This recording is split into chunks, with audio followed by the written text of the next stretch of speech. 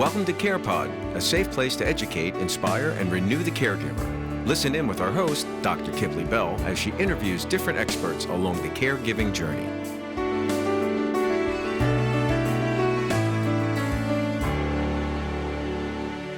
So this is an exciting day. I'm here with Dr. Evelyn Dingle, who is a thought leader, a game changer in medicine for over 40 years.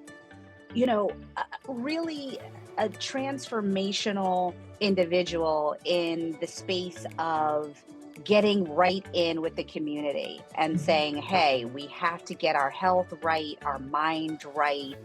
It's time for us to get our collective selves in order so that we can live and thrive. Yes. And so I'm just so happy to have you. Welcome to the Carepod tonight. Thank you. Welcome. Yes. Thank you for having me. Yes. So we're kicking off the new year, Dr. Dingle. It's a good time to kind of reset our souls, think about, reflect what's working, what's not working. And so I'm just happy to have you kick off our 2024 episodes. And I want you to tell the Carepod audience about your journey in medicine, where you've been, where you hope to go, etc. Okay. I knew I wanted to be a nurse from when I was in second grade. Wow. I don't know. My mother was a nurse, and I used to watch her get her little white uniform on. Back then, they wore the uniforms, the hats, everything. But I knew that I wanted to be a nurse from second grade. And to me, to this day, it's not about a job. It's about a calling. I believe that this is what God was calling me to do all along, and I never deviated from that. I started in Spirit. Well, it's in Spirit now, but Newcomb Hospital back in the day. That was the original name. And I started out as a secretary. I went to school first, and I said, "Oh, I know I wanted to be a nurse, but I would like to be a medical secretary." And I'm like, "Why am I doing this?" So while I'm doing this, I went back to school to become a nurse. So I got my RN and started working in post ICU, and then I went back in 2008 and got my master's in nursing. And then last year, 2022, I graduated my doctorate in nursing. So, Amazing. and so it's been a long journey. So I've been with the health system that I'm currently with for 41 years, almost 41, Wow. 41 years in March. And I love it. I enjoy it. Nursing is everything. Nursing is everything. It's so important to me because it's a life-changing field. And you can change an individual's life just by saying a word, just by educating, just by encouraging them. It makes such a difference. I'm currently in the surgical services department. So I see patients every day of all ages. We do children for surgery all the way up to adults. And it's amazing the difference you can make. And not only do I do this at the hospital, but I do it at my church. And that's like a big part of what I do is my church ministry, Temple Fit. That's where that came from. My LLC, Temple Fit, a designer original. And I love that. So your Yeah. body as your temple. Yes. And getting that temple fit and in order. I love it. I love it. I love it. I love it. So there's something you said that, boy, it's so wonderful to speak with like-minded individuals. And there's something that you said that was so poignant right off the jump, which was, this isn't a job. This is what I'm called to do. Yes. And how do you teach that? Because as we know, right, we're working side by side with some colleagues who might have entered the industry to make a dollar, but they don't have the heart for people. So Exactly. how do you teach that? How do you illustrate that for those that are coming behind you at this stage? Well, I think the biggest thing they see me do is how I'm with my patients. Or if there's a patient that has an issue, it might not be my patient, but say if there's a patient that has like a high blood pressure issue, and I have no problem going to their patient and talking to them, educating them, And they're like, you always spend time educating people and talking with them. And I'm like, yes, because I have a care and a concern for them, not only in this particular setting, but when they leave here, about Mm, what's going to happen when they walk out of the store here. We're done with them for today, but their health care is still lacking because they don't take their meds, because they don't follow it with their doctors. So I take that time the best that I can to educate them. So I've had nurses come and get me to pray with patients because I don't have a problem with praying with my patients either. That's like a big focus. I've had people, patients, families come and ask me, I see the lanyard that you wear. My lanyard says, I love Jesus. And they're like, oh, we love Jesus too. Do you mind praying? Do you mind praying? And this is people of all colors, all races. And because I'm a firm believer in the power of prayer, as well as, yes, the doctor's doing the surgery, but I know that the ultimate doctor for me is God. And I know yeah. that he's the one that's ultimately going to perform the surgery. He's going to guide the doctor's hands. So I have no problem. I had one of my colleagues the other week. She's like, can you come pray for this lady? She's like really upset and she's hurting. And she had lost her mother recently. And now she was having surgery. No problem. I go and I do what I have to do. So I let them know that to me, this they know already. I've worked with most of the nurses I work with, I've worked for years now, and they know that this is more than just they know it's not a job for me. They know it's a calling. I've prayed for them. I've prayed for my colleagues and their loved Mm, ones and their family members. hmm. So that they know that it's a calling for me. They And definitely. how do you think your environment or your colleagues have been transformed as a result? As a result, they like I said, they have like I said, they have no problem asking me to pray. And then they have no problem now. I even had the one doctor that I was in the office with. He's telling his patients now, yep, he said, he said, you better pray, you better talk to God. He said, God is with you. He said, God has this. And I love it when I hear him say that.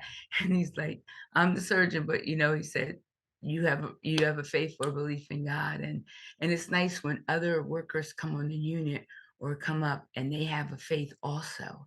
And then they Hmm. see you talking about faith and about God. And they'll come to me later and they go, oh, I'm a believer or have this faith too and everything, but I don't always say it. And they said, but you have no problem expressing that. And so it's really encouraging to me because I know it's not about me. I know it's all about God, and He's just using me even to help other coworkers open up and not be afraid to tell somebody it's going to be okay because God's got you. You know what I mean? So Hmm. yeah, Absolutely. yeah, yeah, So yeah. tell me more about Temple Fit. Tell me about it, how it came to be, Yes. that journey. Simple fit. Well, when I was working on my doctoral degree, I decided that I wanted to do something in my church. I got a little pushback at first because they were like, you have to have a doctor, they have to oversee your program. And I said, I have that. And they said, at your church? And I'm like, yeah. And I said, we have a full wellness ministry. I've been over the wellness ministry for years now in our church. I said, we have a nurses unit. I said, we take blood pressures, we do vitals. I said, we have a whole unit with the recliners, we have walkers, we have crutches, we have canes, we have everything. I said, we have a full unit, file cabinet with members' information, their profiles, the ones that have diabetes, sicknesses, illnesses. I said, we take blood sugars, we do blood pressures, we do weights. We've had weight loss challenges throughout the years and just different things. And they're like, for real? I said, yeah, we do. And I said, we have AEDs. I said, that was one thing we made sure we have AEDs at our church. We have a gym facility called the Arm Center. Reaching your hand down to help somebody up. It's called the Arm Center. And we have AEDs at our gym, right across the street from our church. And they're like, you have a full, I said, yes, we have a full unit. I said, I have a doctor, Dr. King. And I said, we have other nurses at our church and we're on duty on Sundays. And at events, we take duty to be there in case something happens. And so I was like, I really want to do this project at my church. They said, well, what are you looking at doing? I said, I want to look at weight loss and do a full project on that. And they were like, okay. So Dr. King got on board with me. She was my overseer. I got a nutritionist. I got an exercise person. I trained my personal trainer. And the SNAP program provided me with a a nutritionist, a dietitian who came on board with me, and we did a 5 6 week program for my project, and I had 15 participants from my church that volunteered, men and women, to be a part of this, and each individual lost either weight, inches, or both, and they continue to this day. Some of them still working out, monitoring their diet.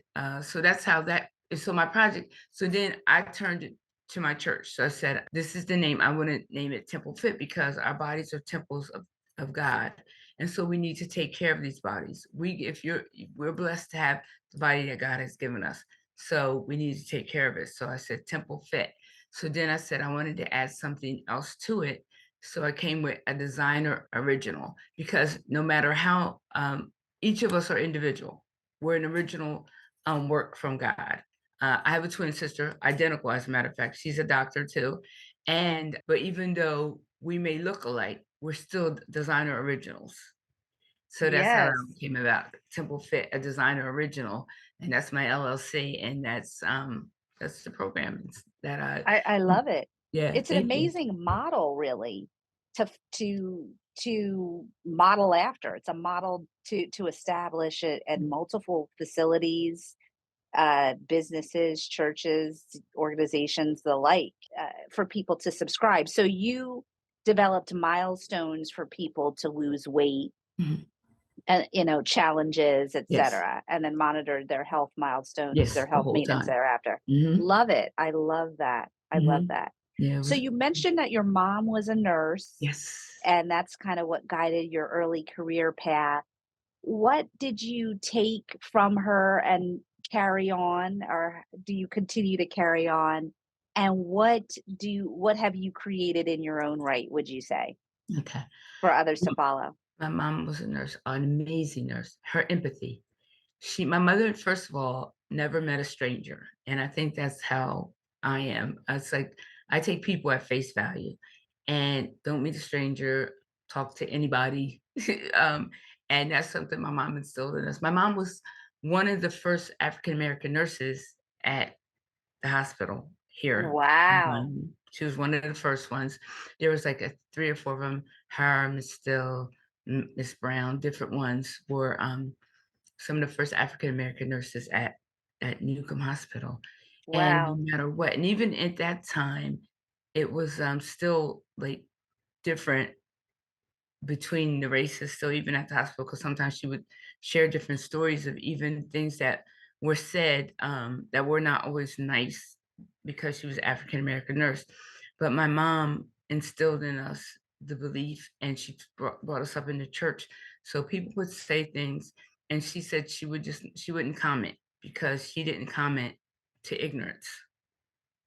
So she just they said what they said. She was a nurse. She was there to take care of the patients, and that's what she did. And not only did my mom instill in us like how she worked at the hospital, but my mom also helped out in the community as well.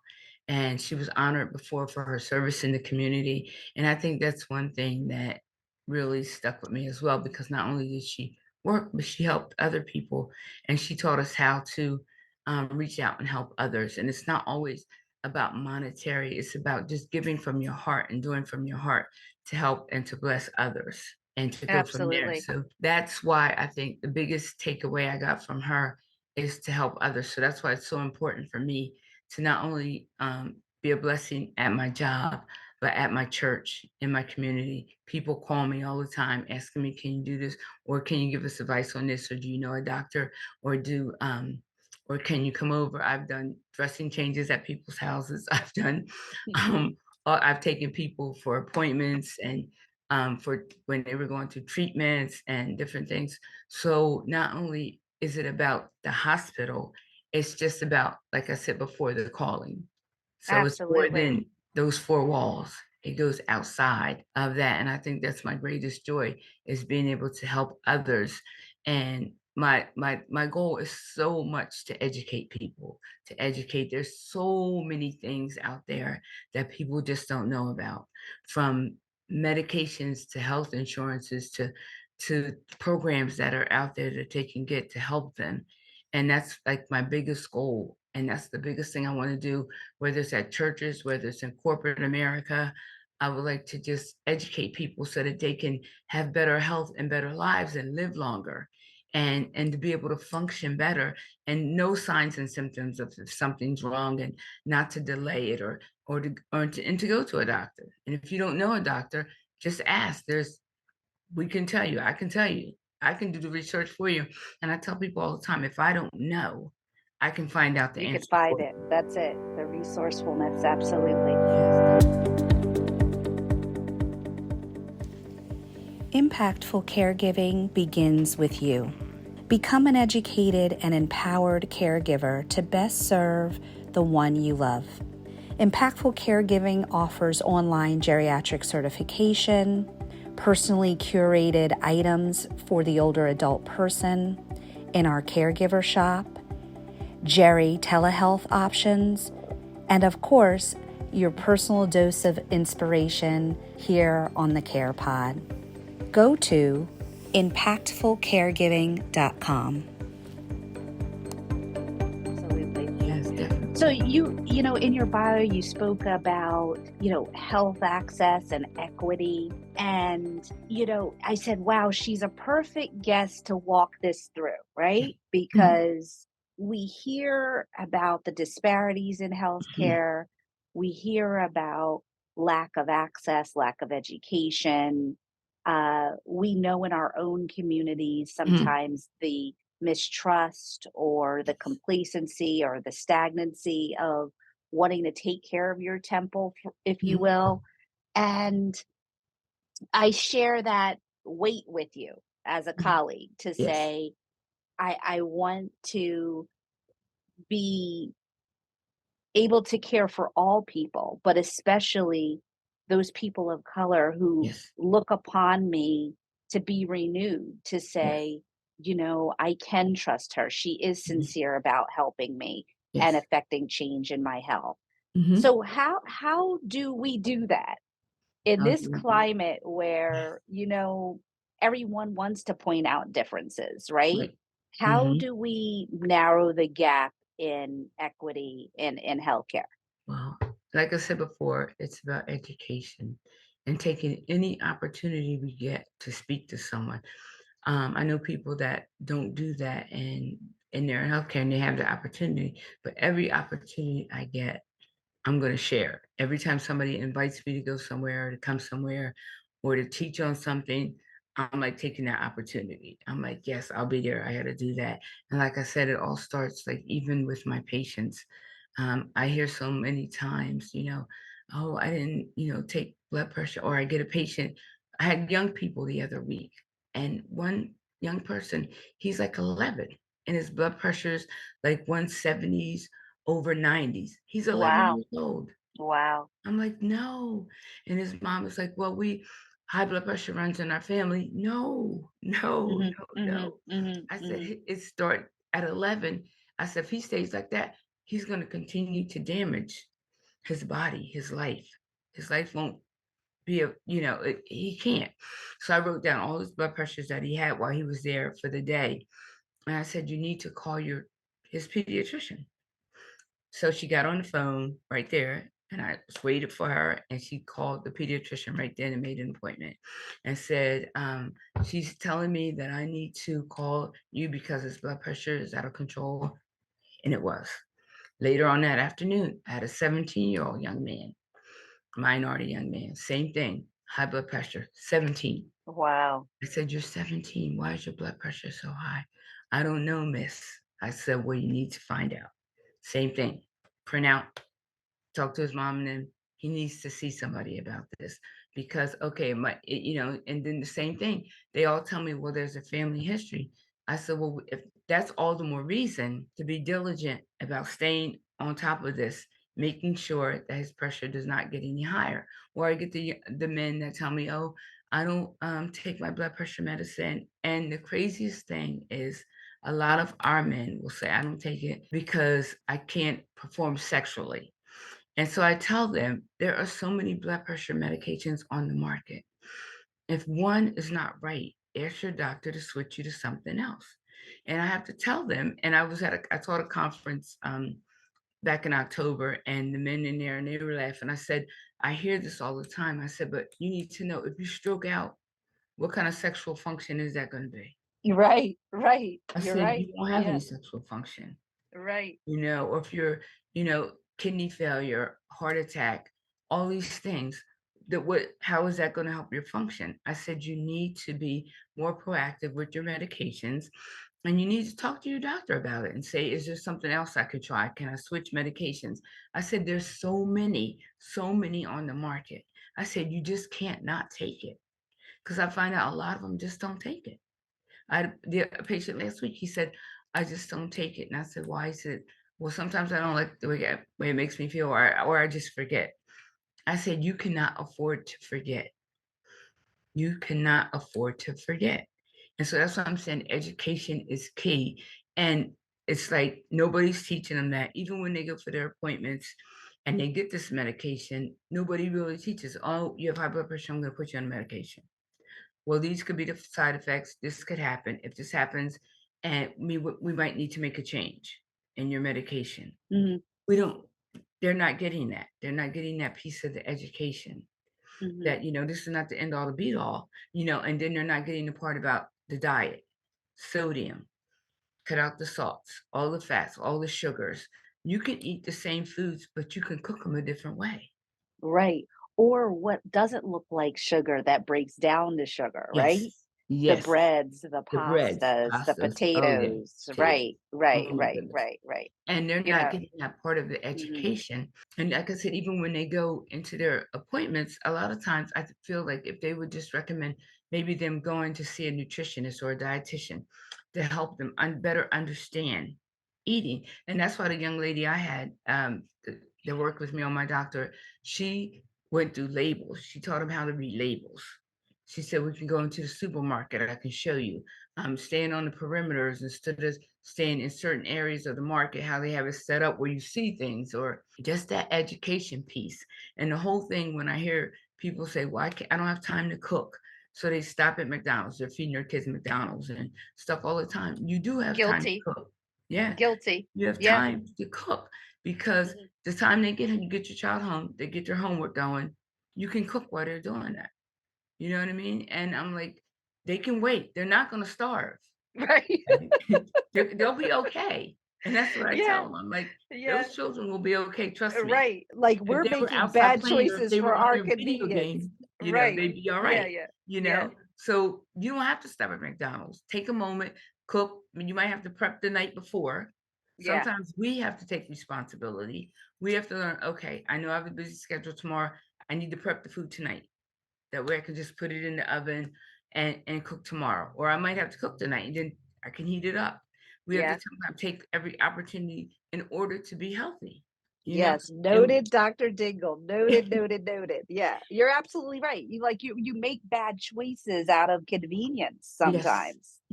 Yes, Mhm. noted, noted. Yeah, I had yeah. a doctor tell me, I was with one of my patients, one of the people that I take care of, and we were up at Perlman and seeing a cardiologist up there, and she stated to me, she said, I never knew how many healthcare disparities, or about healthcare disparities, until the pandemic hit. She said, for Wow. minorities. And she's a doctor, and she's so sweet. And I'll never forget Dr. RuPaul Quinn. She said, I never realized the amount of disparities. Wow. Yeah. And she said it. And I was like, yeah. Wow. I said, there are a lot. And she said, for minorities. She said, because of the fact that, of course, we lost quite a few people during the pandemic. And, and a lot of it, our people weren't able to function. Some of them, a lot of people had respiratory issues that they've never dealt with. A lot of people were obese, and then they got the disease and, couldn't fight it, and just different areas. But we lost a lot more people than any other race. And Yeah. it's sad. It really speaks to, the earlier point about what our responsibility is in that, because I say wow in that is shocking to me that as a clinician, there's a lack of recognition that the Mhm, disparities have existed way longer than COVID, mhm, mhm. but how COVID kind of brought that all into being. Yeah. And how we teach minorities to advocate for themselves in the Mhm. healthcare space, to say, I believe I should have this health maintenance milestone or this test at this stage and age, or Mhm. I think my blood pressure is falling outside of these parameters, or whatever the case may be. But it's going to take a village too. It's going to Oh, take definitely. our non our colleagues that are not of color to still partner with us, to raise the tide, Yes, you know? So definitely, very, definitely, very interesting. So what definitely. is your vision going forward? What do you hope to still do? What energizes you still 40 years later in medicine? It's funny you should say that because we did some evaluation things today, and that was one of the things. And I said, what still motivates me the most is when I can talk to someone or educate them right there at the bedside, whether it's about diabetes, whether it's about hypertension, heart disease, um, and they look at me and they thank me because nobody's ever really taken that time to really explain things at a level where it's like that they can understand and that really makes sense to them. So the whole education piece makes my whole day. Anytime I can educate anybody on anything and that will make a difference in their life, it just makes me that is my takeaway. I'm like, yeah, okay, this is good. Or if they say, okay, you know what, I'm gonna do this. Or if I see like the lead, she called the pediatrician right there in front of me. She said, I gotta bring my son in. And I'm like, this is what I'm talking about. Drives you. This is what charges Yeah. me. Yeah, this is what charges me. And like I said, I can be in one room and I can hear a colleague in another room and they're talking to a patient and I'm like, okay, that patient has some issues. And I can hear him say, oh, well, I didn't take this medicine, or I didn't take that, or I don't test my blood sugar. And it's just an opportunity for me to go when I finish with my patient. I'm like, oh, okay. And I'm like, I'm good. And they, like I said, I thank God for the women that I work with because they have no problem coming to get me. They have no problem asking me to talk to someone. So it's like, oh, and I'll go in there and I'm like, oh, I understand that you're not taking your medicine or you're not doing this. And I'm like, why not?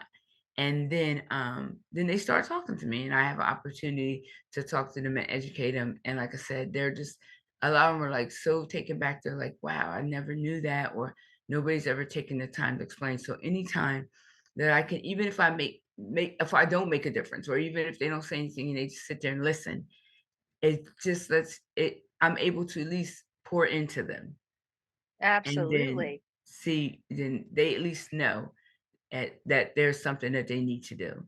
So Yes. that's what charges me every day. I'm like, I yeah, love that. I got this one out. I'm on this. I'm on this. I'm on this. I'm on I this. love And if that. I'm serious, that is just like the thing. That's my thing. I'm like asking God to open up doors that I can just get out there and put Temple Fit out there and just, help people to know this. You get one body. We get one body if we're blessed, one temple that we really need to take time and thank God for and do the best that we can. Yes, things happen. Yes, there are some things that we get because of heredity.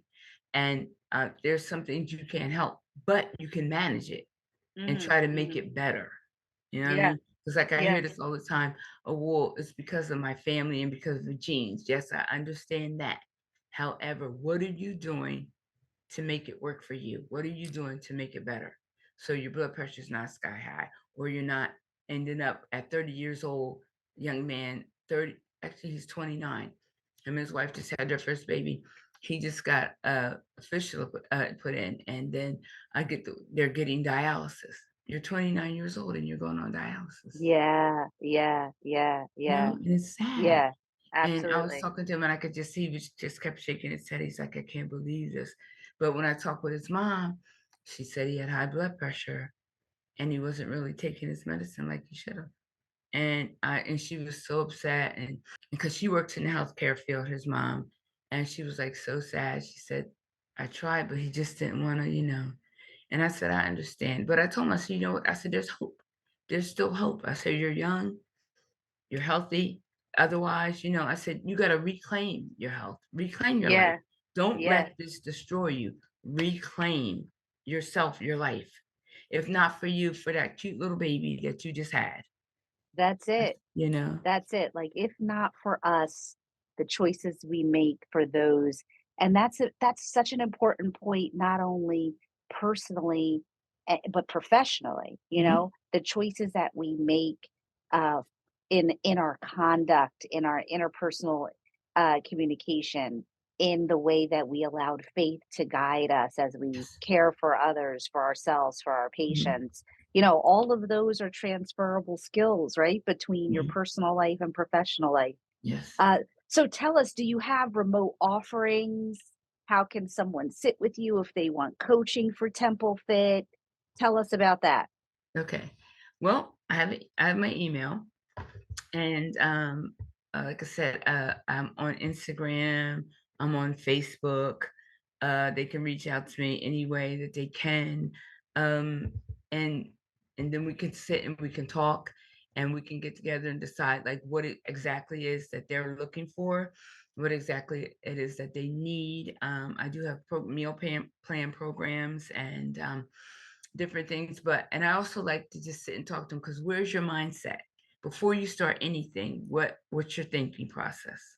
Because Yeah. your mind has to be right in order to do any program or any Hmm. process. Because if your thinking is not right, you can start something, but you won't follow through with it. Right. Because you have to know, do I really, is this what I really want to do? What am I thinking? Is it mindfulness or mindlessness? Like, I don't care, I don't care, I don't want to do it. I'll try it, but not really have the mind to really want to make a change. You have to Hmm. want to make a change. You have to want to do it. So yeah, so it's time for people to start thinking more about themselves. Sometimes we have to be a little selfish. And I tell people sometimes you have to be selfish, and it's called self-care, because you pour out into everybody else. But what are you pouring back into yourself? You're exhausted, you're Yeah. drained, you're eating poorly, you're not taking care of yourself. But if something happens to you, who's going to take care of your children? Who's going to take care of your family? So sometimes you have to be Absolutely. selfish, step back and say, it's my time. I got to get my temple together, get my life together so I can be the best me that I can be. So you can be the best mom. You can be the best aunt, the best worker at your job. People are constantly calling out because they're sick. They're not healthy. So what's going to happen that way? You have to be Right. able to do that. Absolutely. Absolutely. Yeah. So, So you have all to be right. the So, best. give me your specific email and your Instagram handle so that our CarePod audience can connect with you. Okay. My Instagram is Dr. Evelyn Cannon, and that's small d, Dr. Evelyn Cannon Dingle. That's my Instagram, and my email is EC. And I use my favorite scripture, which is Jeremiah 29:11. That's my favorite verse. That's my life verse. And it speaks and says, "For I know the plans I have for you, said the Lord, plans for good and not for evil, to give you a future and hope." So Yes. that's what I want everybody to know. God has an awesome plan for you, a future and a hope. So that's been my scripture and my favorite verse for life. So that's my email, ecjeremiah2911@gmail.com. And then, like I said, on Facebook, I'm Dr. Evelyn Cannon Dingle. So they can reach me any way they can, and I'll be there to assist them and to help them, whether it's individual, whether it's group, whether it's a corporation, whether it's a church. I'm the one. Yeah, absolutely, absolutely, absolutely. I encourage organizations to implement. I mean, that's a beautiful model to Yes. implement right in within their own corporate spaces to Yes. say, hey, we have a group of stressed out stockbrokers. Their Yes. pressures are off the chain. Their cholesterol's too high. Dr. Dingle, come on and tighten them up for us, Yes. Yes. I'm also So, on yeah. LinkedIn. I'm also on LinkedIn as well. They can find me on there. Okay. On Okay. LinkedIn. Yes. Same Dr. Evelyn Cannon Dingle. They can find me on Okay. there as well. Mm-hmm. Okay, Yes. well, I'm so happy to have spent some time with you. You're kicking us off for the new year. Yes. Me And too. just a reminder that I'm going to take that point myself that not to make bad choices for convenience, right? Yes, exactly. Exactly, because it'll cost you more in the long run In the than long most people run. are willing to pay. In the long run. So true. So true. Well, thank you so much for being with us today. Dr. Kipley, thank you for having me. I'm so blessed to be in your space. I thank you for doing this. I really, really appreciate it. Oh, of course, I respect you. I respect your work, and may God bless the work of your hands. May God bless the work of both of our hands through the patients that we touch. Yes. And, hey, it's all good, right? It's all Yes, good. it is.